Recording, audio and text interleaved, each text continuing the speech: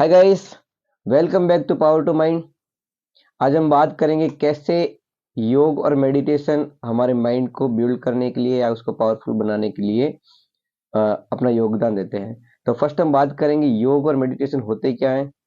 तो योग का जो शाब्दिक अर्थ होता है जोड़ना होता है। तो हम बात करेंगे जैसे अपने भौतिकी से अध्यात्म के बीच की जो कड़ी होती है उसको जोड़ने का काम योग का होता है। और सेकंड बात करेंगे मेडिटेशन।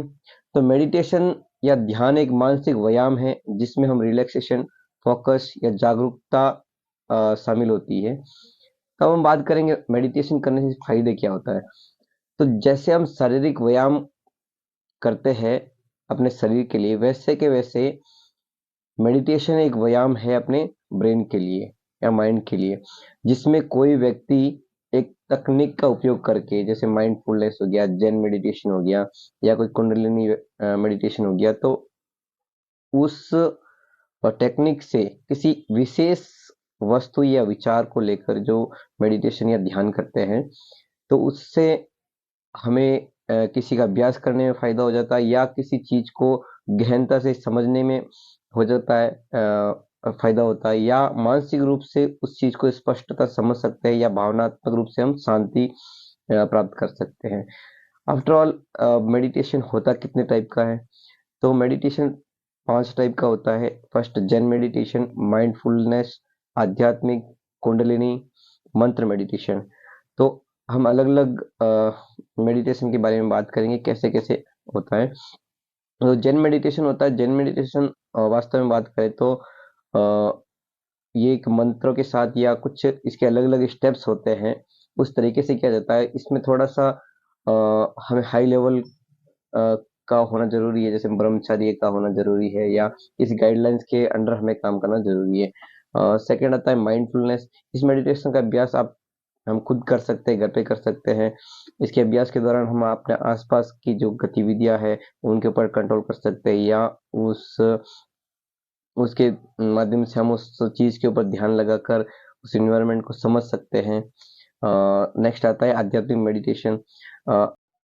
आध्यात्मिक मेडिटेशन या स्पिरिचुअल मेडिटेशन में अपने आप को अपने इष्ट के साथ एक गहरा संबंध बनाने में मदद मिलती है और इसमें अ, अपने आने वाले विचारों को अपनी सांस के ऊपर केंद्रित करना होता है। आता है कुंडलिनी योग। यह जो ध्यान का प्रकार है, इसमें हम शरीर के आंतरिक रूप को सक्रिय करने के लिए या अ, अंदर की जो एनर्जी उसको उजागर करने के लिए सांस के साथ और मंत्रों के साथ में इसका अभ्यास किया जाता है। और मंत्र मेडिटेशन में अपने मन को मुक्त करने के लिए या अपने सोच को कंट्रोल करने के लिए अपने ध्यान को केवल और केवल एक मंत्र के ऊपर केंद्रित किया जाता है। तो इस प्रकार से हम अलग-अलग मेडिटेशन होते हैं जिनमें हम अपने काम कर सकते हैं। नेक्स्ट आता है हम मेडिटेशन करें तो कौन-कौन सी विधियाँ होती हैं। तो फर्स्ट विधि होती है देखने की। तो जैसे हम देख रहे हैं त्राटक है या कोई एक ऐसे बिंदु लगा कर दिया या कोई ऐसे हिप्नोटिस करने की कोई तस्वीर होती है, उस ही चीज को हम देखते रहेंगे तो हम ध्यान के माध्यम से, आंखों के माध्यम से हमारे ध्यान को केंद्रित कर सकते हैं। सेकंड आता है जैसे हम कोई मेडिटेशन का जो म्यूजिक होता है उसे सुन लिया या कुछ कलकल करती नदियों के किनारे बैठ गए, वहाँ की जो आवाज है उसको महसूस किया या वहाँ के जो शोर शराबा है उसको महसूस किया। जैसे पत्तों की खनखनाहट हो गई, चिड़िया की चहचहाट हो गई। तो इन सब चीज़ों को सुनकर हम मेडिटेशन को आगे बढ़ा सकते हैं। इसके आगे आता है श्वास पर ध्यान केंद्रित करता है। जो हम प्राणायाम करते हैं जिसमें रेचक, पूरक और कुंभक 3 स्टेप्स होते हैं। तो रेचक, पूरक और कुंभक करके हम अपनी साँस के ऊपर अपने ध्यान को केंद्रित करते हैं। साँस बाहर आ रही है और बाहर बाहर जा रही है। तो अपना ध्यान उस साँस के ऊपर केंद्रित करके हम मन को एक जगह पर मेडिटेट कर सकते हैं। नेक्स्ट आता है भ्रकुटी ध्यान, जिसे हम ज्ञान चक्र के ऊपर अपना ध्यान लगाते हैं।